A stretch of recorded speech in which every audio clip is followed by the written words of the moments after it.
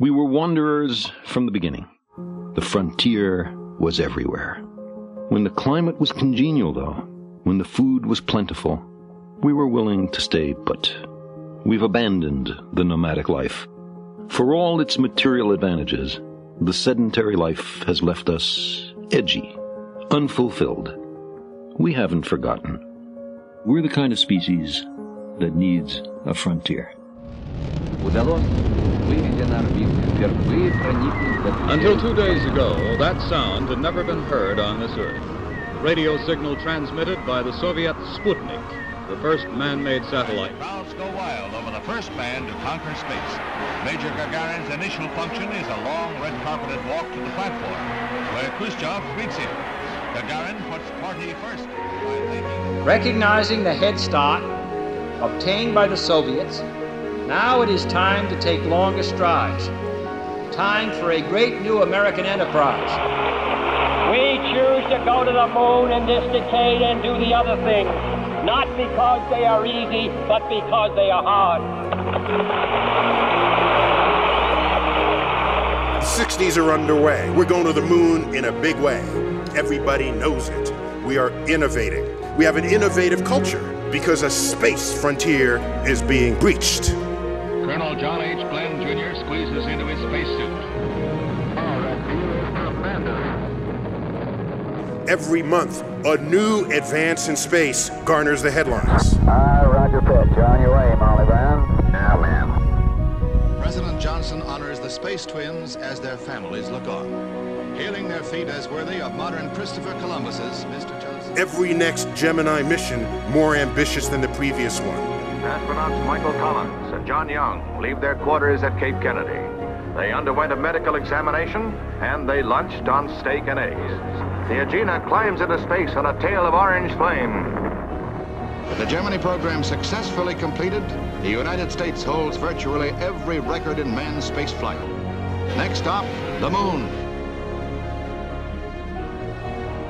Everybody was dreaming about tomorrow. And out of that era, an entire generation of people. They think, they feel, they intellectualize about space. This is made to talk to ground control. It was in our culture, it was in our mindset, it was in our zeitgeist. And I'm floating in a most peculiar way. I believe we should go to the moon. 1050 feet down at 4. Carbon forward, coming down nicely, 200 feet. 100 feet, 4 forward, drifting to the right a little. The Eagle has landed. It's one small step for man, one giant leap for mankind. Surely the opening vistas of space promise high costs and hardships, as well as high reward. 28th, 1986, the shuttle Challenger had blown up. The future doesn't belong to the faint-hearted. It belongs to the brave. The Challenger crew was pulling us into the future, and we'll continue to follow them. Space Shuttle Columbia has exploded. All 7 astronauts were killed. In the skies today, we saw destruction and tragedy. Modern science has been a voyage into the unknown, with a lesson in humility waiting at every stop. Many passengers would rather have stayed home. Left to its own devices without clear instructions from above, NASA gradually devolved into a program that would maintain profits, jobs, and perquisites. Pork barrel politics, with Congress playing a leading role, became an increasingly powerful force in the design and execution of missions and long-term goals. The bureaucracy ossified. NASA lost its way. Robots aside, we've backed off from the planets and the stars.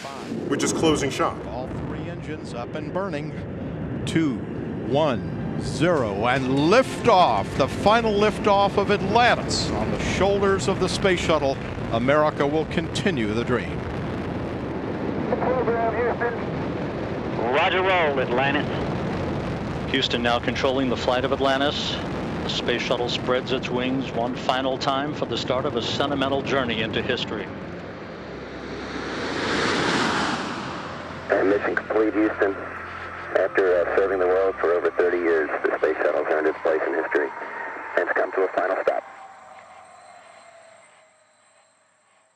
A scientific colleague tells me about a recent trip to the New Guinea highlands, where she visited a Stone Age culture hardly contacted by Western civilization.